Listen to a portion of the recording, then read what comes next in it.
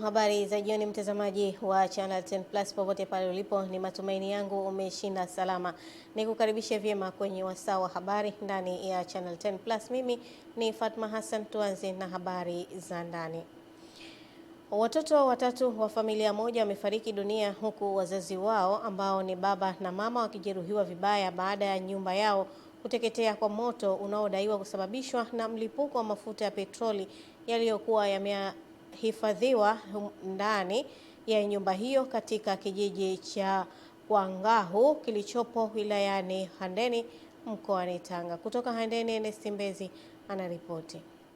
Baadhi ya ndugu na majirani ambao ni mashuhuda wa tukio hilo pamoja na mwenyekiti wa kitongoji cha Mwega Bwana Kimambi Mohamed wanaelezea tukio hilo lililotokea usiku wa kuamkia leo na kusababisha vilio na simanzi kwa wananchi wa eneo hilo, kama ambavyo kamera ya Channel 10 imeshuhudia hali hiyo baada ya kufika kwenye eneo la tukio. Tukasikia makelele mara hizi. Katoka kule tukakimbia kwa nguvu kufika hapa. Tukakuta mlango ule pale watu wa nyumba hii wameanguka pale, mke na mume ambaye ni shemeji zangu mimi. Tukavuta pale tukapeleka pale. Baada ya kuja hapa, tukio ni kweli niliona, na taarifa ni kwamba mili mitatu tayari ishachukuliwa hapa, tumeikuta kwenye nyumba pale, na majeruhi walikuwa wamepakiwa kwenye pikipiki kupelekwa hospitalini.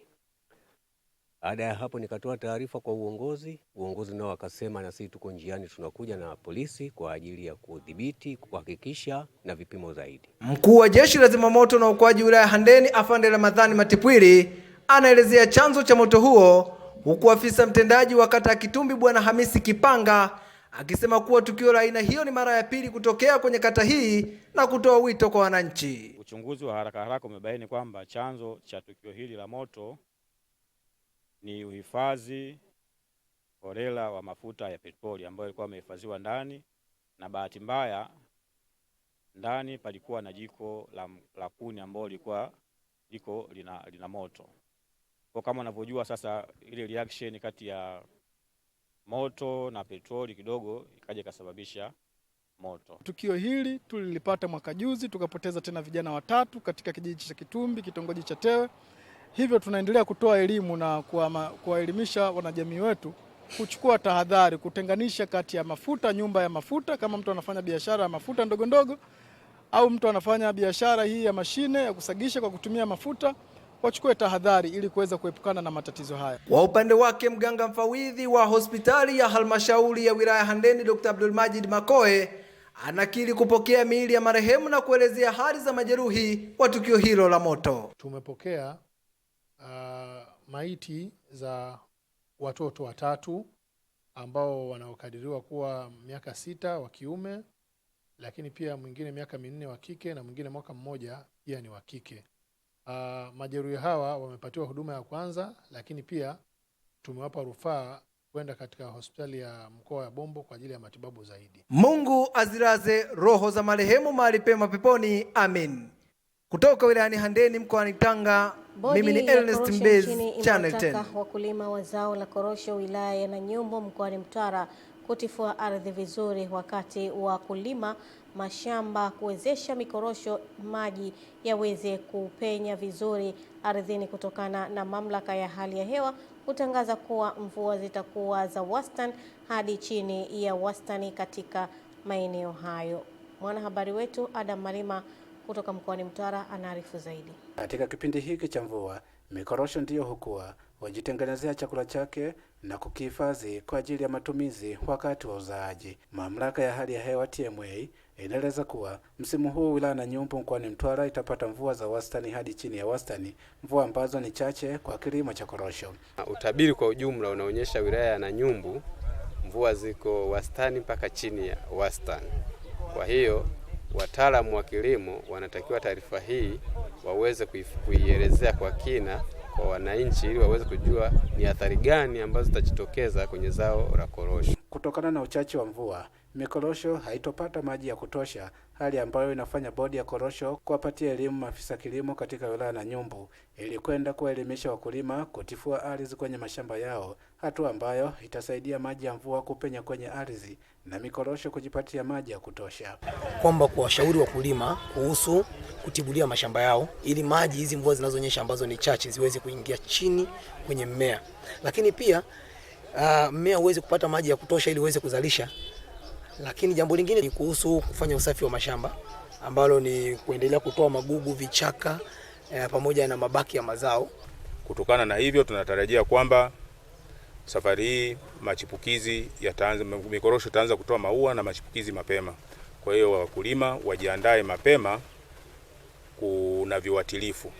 Maafisa kilimo wa bodi ya korosho walio chini ya mpango wa Jenga Kesho Iliyo Bora BBT sasa wana jukumu la kuhakikisha kuwa wakulima wanapata elimu ya kutumia taarifa za hali ya hewa kwa ajili ya kilimo bora cha korosho na chenye tija.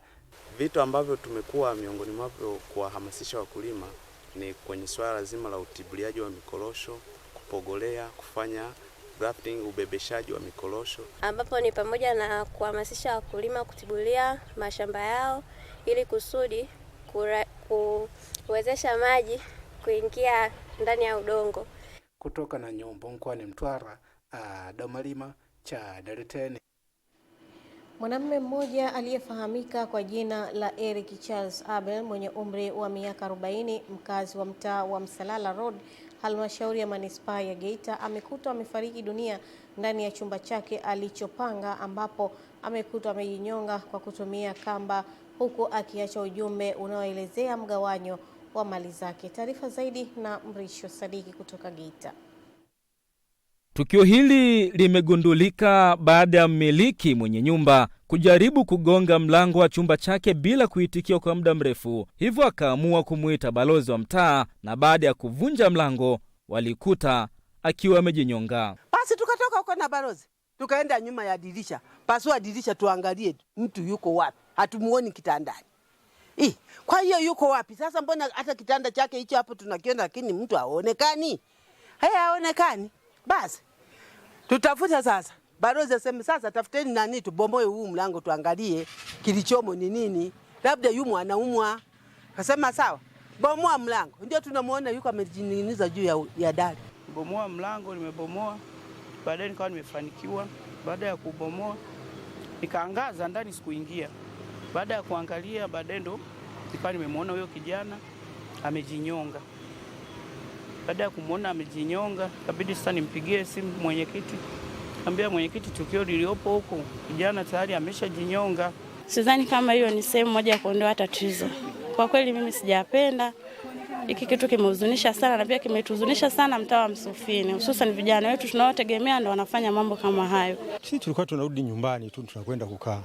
Au unamweleza mzazi wako ya kwamba nina shida fulani, alafu mzazi anakusaidia.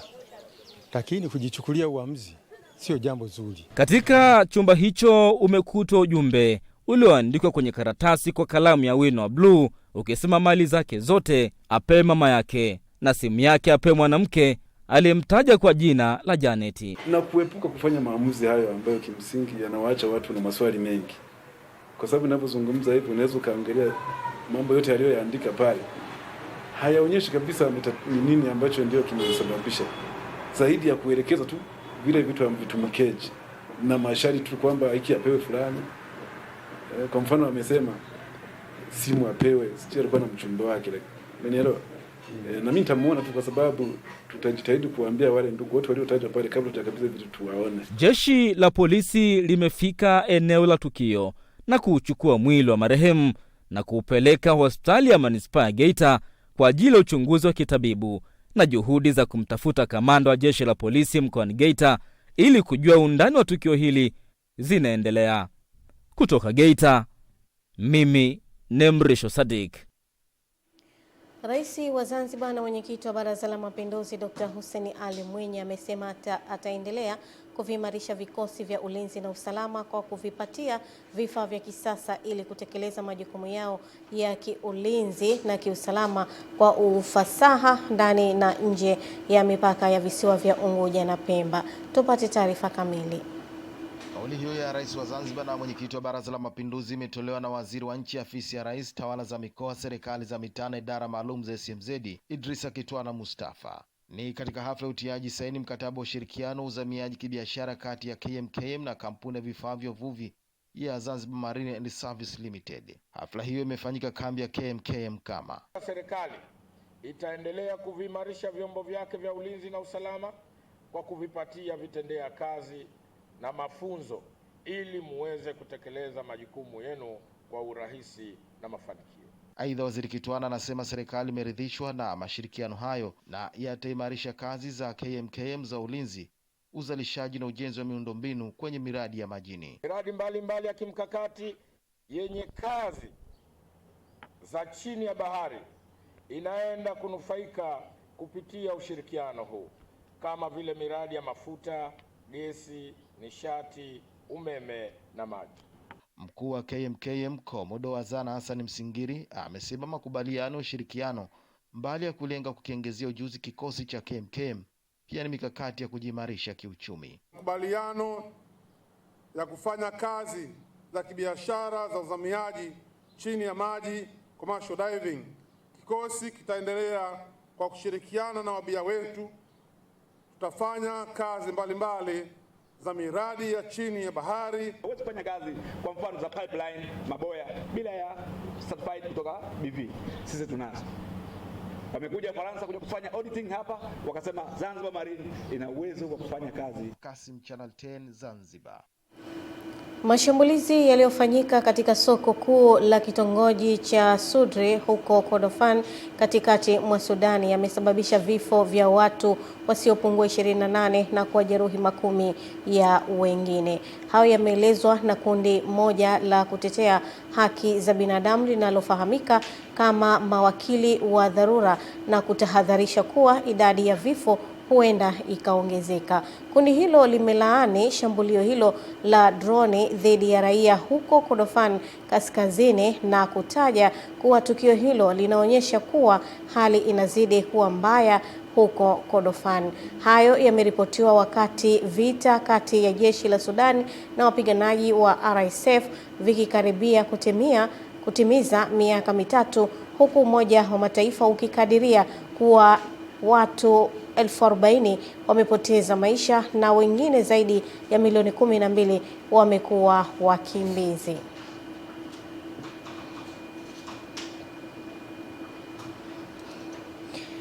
Serikali imewataka viongozi wa vyama vya wafanyakazi na waajiri nchini kuimarisha mifumo ya kuzuia na kutatua migogoro mahali pa kazi kwa njia ya majadiliano, huku wakizingatia kikamilifu sheria za kazi ili kudumisha amani na tija katika mazingira ya ajira.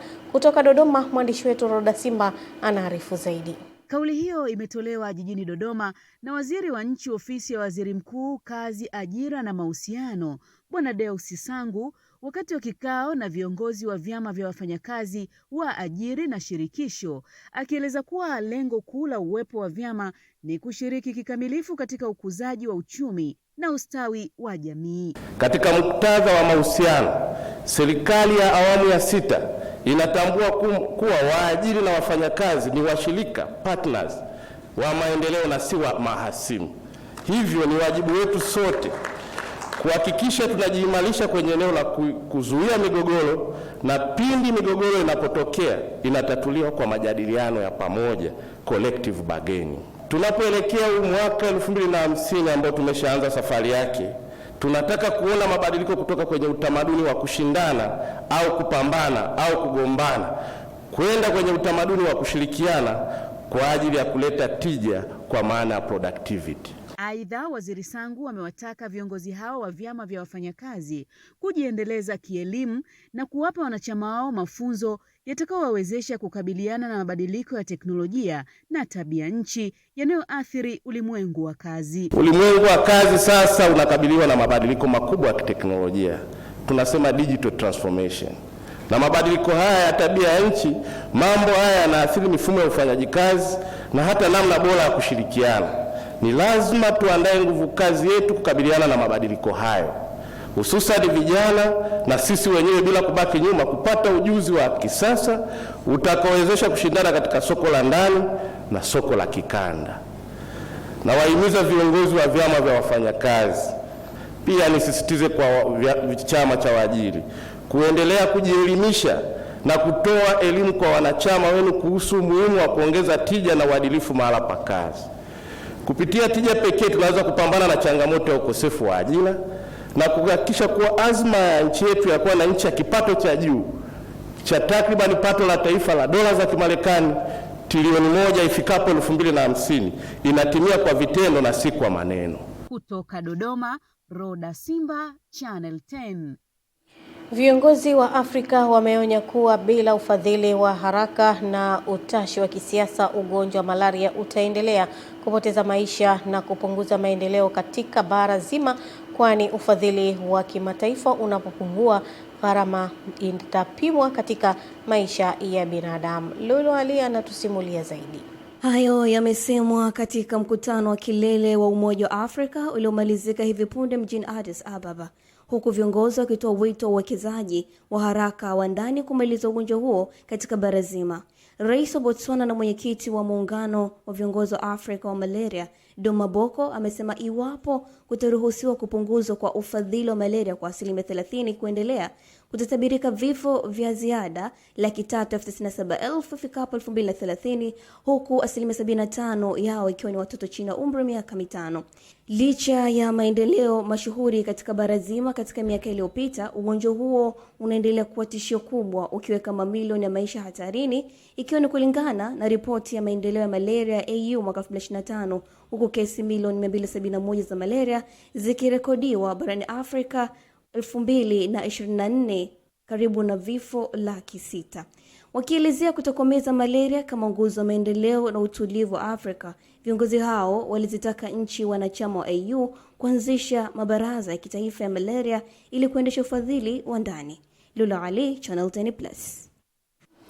Ukuta wa kanisa la Waadventisti wa Sabato katika mtaa wa Kilimahewa, kata ya Ilembo, halmashauri ya manispaa ya Mpanda mkoani Katavi, umeanguka kutokana na mvua iliyoambatana na upepo mkali kujeruhi watu 3 ambao ni miongoni mwa 50 waliokuwa wakifanya mazoezi ya kwaya kanisani hapo. Kutokana na upepo huo, nyumba nyingine 11 zimeezuliwa mapaa. Taarifa zaidi kutoka kwa mwanahabari wetu Emmanuel Katona. Akizungumza na waandishi wa habari, mmoja wa wahanga wa tukio hilo ameeleza namna tukio hilo lilivyokuwa. Mvua ikaanza kunyesha ya mawe. Ilivyoanza kunyesha ya mawe na upepo ukaongezeka ukawa mkubwa, tukawepo humo ndani tumekaa. Tulikuwa kama watu 50 kanisani. Upepo ulivyokuwa mkubwa sana, kuna mkaka mmoja anaitwa Yavani, alikuwa amekaa kwenye vyumba vya kule mwishoni, kwenye vyumba kule tumejengwa, akawa ametoka anakimbia, akatuambia tokeni, kimbieni, ili jengo linabomoka, hivi venye mvua kubwa, hapa hatupo salama. Mmoja wa waumini wa kanisa hilo ameeleza kuwa anajiomba serikali kuweza kuwasaidia sehemu ya kuabudia. Mimi ningeomba kwa mamlaka zinazohusika, serikali ya mtaa ikiana na serikali ya mkoa, waliangalia hili jambo, sababu kiangalia jengo letu ndio hili tulikuwa tunaabudia limeanguka, na mpaka sasa hatujui kwamba katika siku zinazoendelea hapo tutaabudu katika mazingira gani. Mwenyekiti wa serikali ya mtaa wa Kilimahewa amesema kuwa anawaomba wananchi kuendelea kuchukua tahadhari katika msimu huu wa mvua. Wananchi ambao wanazungukia maeneo haya wachukue tahadhari, wasisogee kabisa maeneo haya. Magomeni ziko 4 na hapa hivi tumepokea nyumba 5, na hii ni kwa maana ya 4, 5, 9 na hii ni ya 10 na hiyo ya kwangu 11. Kwa hiyo hivi tuko na mtendaji, tuko na wajumbe, tunaendelea kuchukua orodha ya nyumba ambazo zimeathirika na mvua hii. Nikiripoti kutoka hapa mkoani Katavi, naitwa Pasco Katona wa Channel 10. Mamlaka ya kudhibiti na kupambana na dawa za kulevya DCEA kwa kushirikiana na vyombo vya ulinzi na usalama imefanya operesheni maalum iliyoanza tarehe 10 hadi 16 Februari mwaka huu katika vijiji vya Marieni na Mhero vilivyopo kata ya Chome, wilaya ya Same, mkoani Kilimanjaro, na kufanikiwa kukamata kilogramu 300 za dawa za kulevya aina ya mirungi pamoja na kuteketeza ekari 203 za mashamba ya mimea ya mirungi. Akizungumza mara baada ya operesheni hiyo, Kamishna Jenerali wa DCEA Aretas Limo amesema watu 7 wamekamatwa kuhusiana na uhalifu huo. Aidha, ameongeza kuwa licha ya jitihada za muda mrefu za utoaji elimu na operesheni za mara kwa mara, bado kuna watu wachache wanaendelea kukaidi sheria za nchi. Kamishna Limo amesisitiza kuwa mamlaka itaendelea kushirikiana na viongozi wa vijiji, kata, wilaya na mikoa pamoja na wadau wengine kutoa elimu na kutekeleza operesheni endelevu ili kuhakikisha tatizo la mirungi linadhibitiwa kikamilifu katika mkoa wa Kilimanjaro. Mamlaka ya kudhibiti na kupambana na dawa za kulevya DCEA kwa kushirikiana na vyombo vya ulinzi na usalama hususan jeshi la polisi imefanya operesheni maalum katika vijiji vya Marieni na Mhero vilivyopo kata ya Chome, wilaya ya Same, mkoa wa Kilimanjaro. Operesheni hiyo imefanyika kuanzia tarehe 10 hadi 16 Februari 2026 ambapo jumla ya kilogramu 299.8 za mirungi zimekamatwa na ekari 203 za mashamba ya mirungi zimeteketezwa. Katika operesheni hiyo watuhumiwa 7 wamekamatwa kuhusiana na uhalifu huo. Ninatoa wito kwa wananchi kuendelea kushiriki kikamilifu katika mapambano dhidi ya dawa za kulevya na kuhakikisha kwamba tunatokomeza zao la mirungi katika wilaya hii ya Same. Tunahakika kwamba hao watu pia tutakuwa tumewafikia, lakini kabla hatujawafikia wafanye zoezi la kuhakikisha kwamba iliyopandwa inatolewa, visiki vinaondolewa na hakuna anayerudia tena kulifanya hivyo, maana serikali iko macho kuhakikisha kwamba zoezi zima la kuteketeza madawa kulevya linafanyika kwa juhudi zote. Ile idadi ya zamani iliyopita imepungua. Wale waliokuwa wanalima wengi wamepungua, wamebaki wachache. Kwa hiyo mimi kwa upande wangu ninashukuru serikali kuja kuwahamasisha hawa ambao bado wanaendelea na biashara hiyo waache. Tume ya Taifa ya Mipango imewataka vijana kutambua kuwa upatikanaji wa mitaji sio kikwazo cha uwekezaji, bali wanahitaji maarifa, bidii, ubunifu na kujua fursa mbalimbali za uwekezaji na kuzitumia. Beatrice Eriki ametuandalia taarifa ifuatayo. Kauli hiyo imetolewa jijini Dar es Salaam na katibu mtendaji tume hiyo Dr. Fred Msemwa wakati wa uzinduzi wa klabu ya uwekezaji chuo cha elimu ya biashara CBE. Amesema serikali inawatambua vijana kuwa ni watu muhimu katika maendeleo ya taifa, hivyo inaendelea kubuni mbinu mbalimbali za kuwawezesha ili waondokane na changamoto ikiwemo ukosefu wa ajira. Wanachohitaji ni maarifa, wanachohitaji ni bidii, wanachohitaji ni ubunifu na kujua fursa. Ndicho wanachokihitaji. Ukiwa na hivi vitu vyote, mtaji utakufuata, na ndicho tunachowaaminisha vijana hapa kwamba wasione upatikanaji wa mtaji kama kikwazo cha wao kuweza kuwa wawekezaji. Hivyo wanafunzi wetu kwa kuhudhuria mihadhara kama hii inasaidia sana katika kujifunza namna ya kusimamia rasilimali kwa busara, kufanya maamuzi sahihi ya kifedha na kujenga mustakabali endelevu. Akizungumzia mpango huo wa uanzishwaji klabu ya uwekezaji vioni, meneja ufuatiliaji na tathmini mamlaka uwekezaji na maeneo maalum ya kiuchumi TISEZA Grace Lemunge amesema mpango wake ni kuwafikia vijana milioni 1 ifikapo mwaka 2030 ili waweze kutambua fursa zilizopo na upatikanaji wa mitaji. Tunawaelimisha, tunawaambia fursa zilizopo za uwekezaji, tunawaambia pesa watazipata wapi, tunawaeleza masoko watayapata wapi, vijana waweze kuchangamkia fursa na kuweza kuanza uwekezaji wao hapa nchini. Mafunzo haya yatanisaidia kwa kiasi kikubwa sana, kwa sababu kwanza yatanipatia mimi elimu na kuniongezea uelewa wa ufahamu wa jinsi gani ya kuwekeza kwa usahihi na kwa faida zaidi. Lakini pia mafunzo haya ni chachu, yataniongezea hamasa ya mimi kuendelea kujitahidi katika masuala mazima ya uwekezaji pamoja na kuanzisha biashara. Kutoka Dar es Salaam, Beatrice Eric, Channel 10. Shirika la umeme Tanzania TANESCO limeagiza mafundi wake wote kote nchini kushirikiana kwa karibu na maafisa wa huduma kwa wateja wa shirika hilo kuhakikisha matengenezo yote ikiwemo ya dharura yanakamilika kwa wakati, huku taarifa sahihi zikitolewa mara kwa mara, hatua inayolenga kumaliza wimbi la malalamiko ya wateja kuhusu huduma ya umeme. Taarifa zaidi na Amani Bando. Maelekezo hayo yametolewa jijini Dodoma na kaimu mkurugenzi wa mawasiliano na huduma kwa wateja Bi Irene Gowele wakati akifungua mafunzo ya huduma kwa wateja yanayotolewa na shirika kwa watumishi wake ambao ni maafisa wa huduma kwa wateja na mafundi wa wilaya, mikoa na makao makuu. Kwa hiyo sasa, kwa sababu hapa tuko wote ambao tuna hiyo mandate, yani kwa upande wa taarifa na upande wa ufundi, sisi wote lazima tufanye kazi kwa pamoja. Tuhakikishe kwamba kama kuna changamoto ya utoaji wa huduma, taarifa zimewafikia wateja kwa wale ambao wanahusika na taarifa. Lakini pia kwa mafundi, mnapokuwa mmeenda kufanya kazi, basi muhakikishe kwamba kazi zenu zinaisha ndani ya nini? Na wakati. Pia ameelekeza maafisa wa huduma kwa wateja kuongeza idadi ya wateja wa umeme kwenye mtandao wa WhatsApp kupitia makundi sogozi ili kuwafikia kwa haraka. Sasa hivi tuna wateja takriban milioni 5 kama na 800,000 nchi nzima.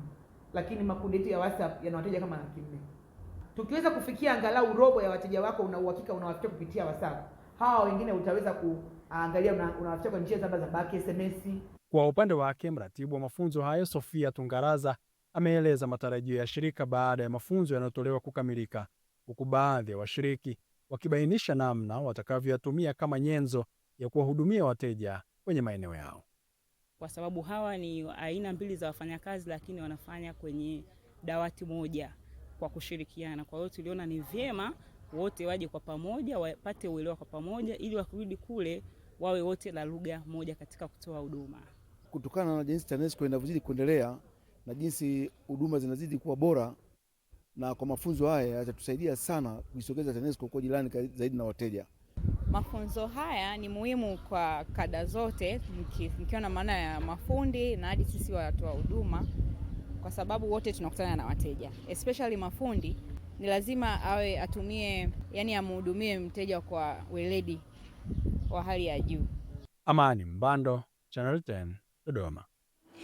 Wananchi kata ya Ntwike wilayani Iramba mkoani Singida wameishukuru serikali kupitia wakala wa barabara Tanzania TANROADS kwa kujenga daraja la Konkilangi lenye urefu wa mita 50 katika kijiji cha Konkilangi na kuwaondolea adha waliokuwa wanaipata wananchi wa kata hiyo, hasa wakati wa masika. Tupate taarifa za kamili kutoka kwa Kirafuru Kinala. Wakala wa barabara Tanzania TANROADS mkoa wa Singida umetembelea mradi wa ujenzi wa daraja la Konkilangi lenye urefu wa mita 50 lililojengwa wilayani Iramba katika kijiji cha Konkilangi, kata ya Ntwike, kwenye barabara ya Shelui, Sekenke, Tulia, Tiegelo, eneo ambalo lilikuwa likiwapa wananchi changamoto mbalimbali hasa wakati wa masika. Hapa baadhi ya wananchi wa kata ya Ntwike wakaeleza hali ilivyokuwa hapo awali. Kwa Mwenyezi Mungu tulikuwa tunapata shida sana kupita kwenda kuchota maji, tunapata shida. Hapa mwanzo tulikuwa tunasubiri mto mpaka unaisha ndio tunapita. Kwa sasa tunapita bila wasiwasi. Mwanzoni tulikuwa tunatumia dakika 45 kufika kijijini, ila sasa tunatumia dakika 15 kufika kijijini. Baada ya changamoto hiyo kutatuliwa, shukrani yao kubwa ni kwa serikali ya Rais Dr. Samia. Nashukuru serikali pia kwa kutujengea daraja hili. Mwanzoni tulikuwa tunahangaika hata kufikisha maji kijijini, ila kwa saizi tunapitisha maji kwa raha. Kwanza naishukuru serikali yangu kutengeneza hii barabara hii. Tunapita na mizigo bila wasiwasi. Asanteni sana serikali yangu. Tunashukuru. Mungu katujalia, tumejengewa vizuri, tunapita vizuri, tunaenda kazini, tunaenda kufanya kazi, tunarudi. Tunapita mtu hata ukijaa tunapita tu. Meneja wa TANROADS mkoa wa Singida, Mhandisi Dastan Singano, akaeleza manufaa ya daraja hilo kwa sasa.